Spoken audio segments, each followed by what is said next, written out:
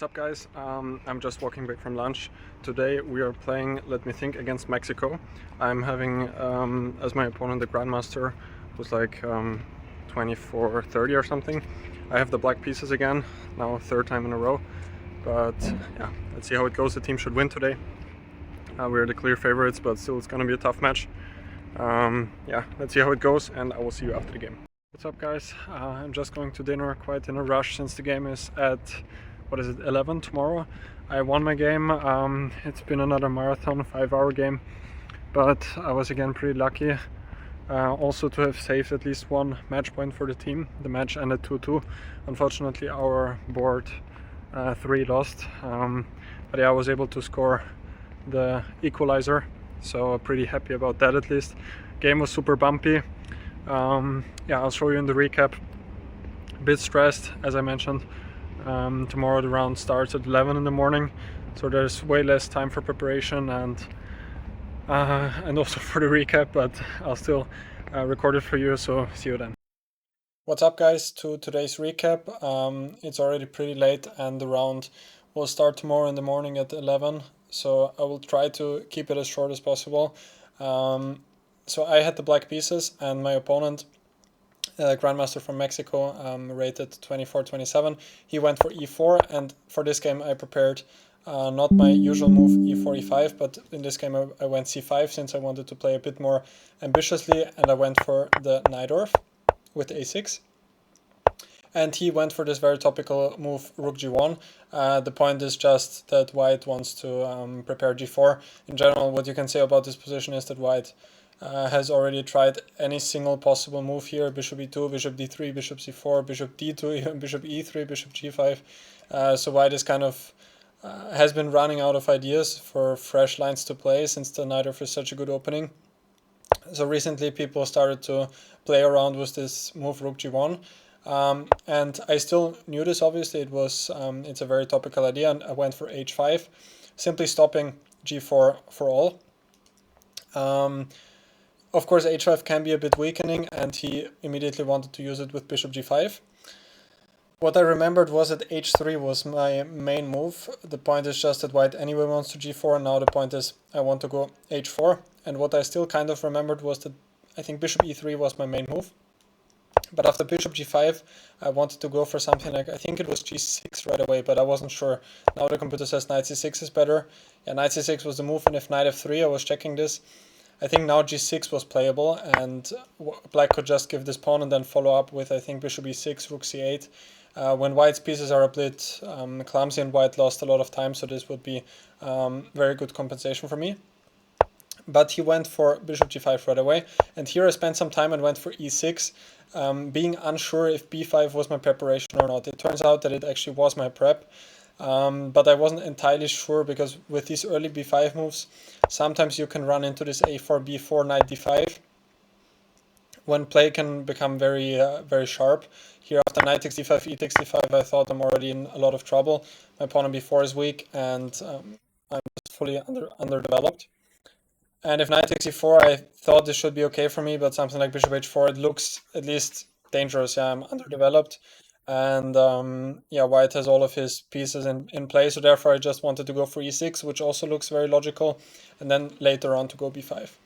He went bishop c4, the move I was actually a bit scared about, because now the idea with knight bd7, now that white has some ideas with sacrificing on e6. I was never sure if it works, but it was always a little bit, it always seemed a little bit dangerous. And anyway, this knight d7, knight c5, I wasn't entirely sure if it makes so much sense here. So I went for b5, bishop b3, and now b4. This was still all good. Now knight e2. After knight a4, my idea was queen a5, when now I'm stepping out of the pin, attacking the bishop and the pawn on e4. And now he probably has to take on f6, gf6, and now the knight on a4 is also misplaced. I can go bishop d7 next, and I felt like I should have a pretty good position here, which is true. The engine says it's around equal. But he went knight ce2, and now I just went bishop e7. Here the same, I also thought about queen a5, but now I thought if he takes, now this knight is at least a little bit better on e2. Still, maybe from a practical point, better than what I played in the game, even though objectively bishop e7 was a good move. Queen e3, now I went queen c7. Again, we both spent so much time here. After move 11, I was on 40 minutes, he was on 35 minutes, so very bad time management from both of us. Computer says a5 right away is better.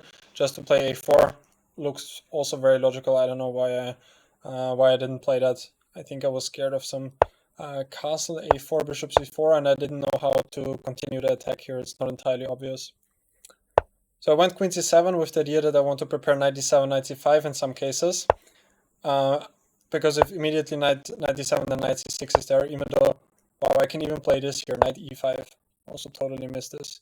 I saw some position like this in the game, but I thought I'm a bit worse here, but yeah, computer says this is also alright for black. Very interesting. I went queen c7, knight f4, now hitting the pawn on e6. Again, there are some sacrifices here. Queen c5, also good move, h4. And here I kind of felt too much pressure. I went queen e5, which is just a completely wrong idea. I should have gone knight c6 instead. Again, no idea why I didn't go for this. I think I wasn't sure about something like this in long castle.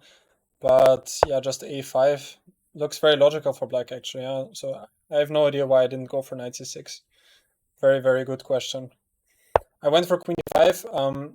Maybe I was afraid of some sacrifices on e6, but it just doesn't work here. I think knight takes e6. I can just take, and white doesn't have anything. So I went queen e5 to guard the pawn on e6, but the queen is just extremely misplaced on e5. Long castle, knight g4, kind of like a trick. My idea was knight f3 when bishop takes g5. I thought works for me, but even this, according to the computer, is just bad for me. Queen e2 and f4 is coming, so I just missed everything here. Knight h3, now queen c5. So yeah, I thought this position should be extremely bad, and it's also lost, but yeah, here apparently something like f4 I thought, yeah, and he will just open up the position with e5 when my king on e7 will just die, yeah. But he went for knight f4, now knight c6, takes, queen d4. This was a bit inaccurate. Now I kind of survived the worst. Rook b8, e5. Takes, and now rook b5. Also guarding the square on d5, so there are no knight d5 checks. Queen d4, now queen c5, and now I felt already a bit relieved, because at least I managed to exchange queens. But still I'm under some pressure here, because the pawn on b6 on b4 is weak. And rook b6 was already a big mistake. I should have gone rook b8 instead. And after knight e5, now I have bishop e7. What I missed with rook b6, now I played knight e5, and I originally intended to go bishop b7, but here I can just resign after knight c4 because my rook on b6 is just trapped. So therefore rook b8 would be much smarter, and after knight e5 I can go bishop e7, and here I probably already have quite a comfortable position.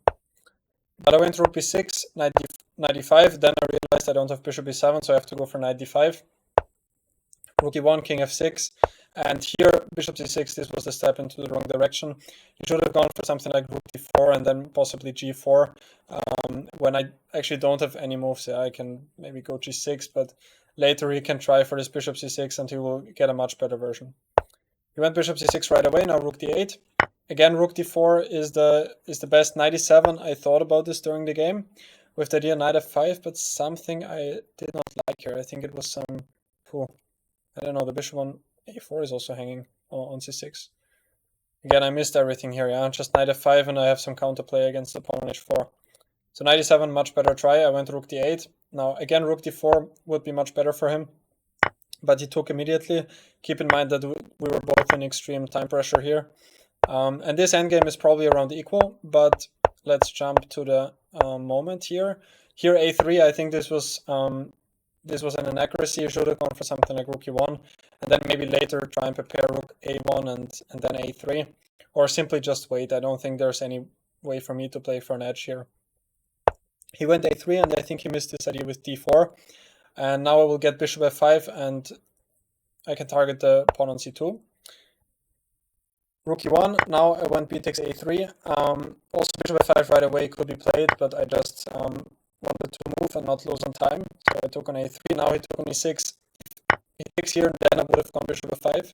And yeah, still, I think I have the better side here, because the pawn on a3 can be targeted sometime if I get rook c3 possibly, and the pawn on c2 is a weakness. But he took on e6, fe6, b takes a3, rook c3, and now after rook e4, e5, here we made the time control. But here, actually, I felt like it's not entirely easy for white this endgame. I took on a3, and here he spent 20 minutes already, and made the losing move. Yeah, this is usually what happens if you spend so much time, then you're already on the wrong track. He should have just taken on a4, king e5, rook c4, but even this position, I felt like it's pretty close for white. Rook c5 check. I thought about this. Now I think I intended to go king e6, and yeah, this position here, something like this, rook g4, or a check first, and then rook g4. And it's a bit close for white. He will make a draw objectively, but I will win the pawn on h4, and it will be somewhat of a race. So I think therefore he did not want to go for this and went for king e1 instead, but this is already the losing move. I went king e5, rook c4. Now rook a1 check, king e2. I think this was all good here. a3, I just pushed the pawn, rook g6. And here, one more, the last mistake of me, rook g1. Rook c1 would have been the winning move. And here, I still don't know what is the win here. After rook c2, I saw king d3, rook takes, and now I fought rook a5 check, king d6, king e4, and I wasn't sure about this, but a2. I'm just coming with the king, yeah. So this is just easily winning. Yeah, rook c1 would have ended the game on the spot. I went rook g1, which allowed him another chance, which he did not see. Rook g5 check would have made the draw, and then only rook a5. When apparently this is, now it's a draw because king f1, and if now here, now he can take on h5, and he has the better version. And if I go to d4 here, still rook a5, and now he has king f3, and that's the point, okay. Because he started with rook a6, and now after takes king f1 here, and now he gave check, but now I have king d4. If king e4 again, rook h5 would be a draw. But I played king d4, rook h5 check, and now I'm just coming with the king. And this is here just winning because I'm just in time. Rook e1, f3, and now rook c1, king d6, king b3, and here, yeah, this was like the final idea with f2. He cannot take on a3 because then rook a1 check followed by f1, and he played king a2, and now I'm just coming with the king, and I'm picking up the pawn on c2, and here he resigned because I'll pick this pawn up, and then I will run over with the king, pick up the pawn on h4, and therefore I'm winning. So again, pretty lucky escape from me. Tomorrow we're playing against the C team of Hungary. So I will see you in tomorrow's recap. I hope you enjoyed today's one, even though it was a bit of a shorter recap. But yeah, we have the round tomorrow at 11. So I gotta prepare now, and yeah, thanks for watching, and see you tomorrow.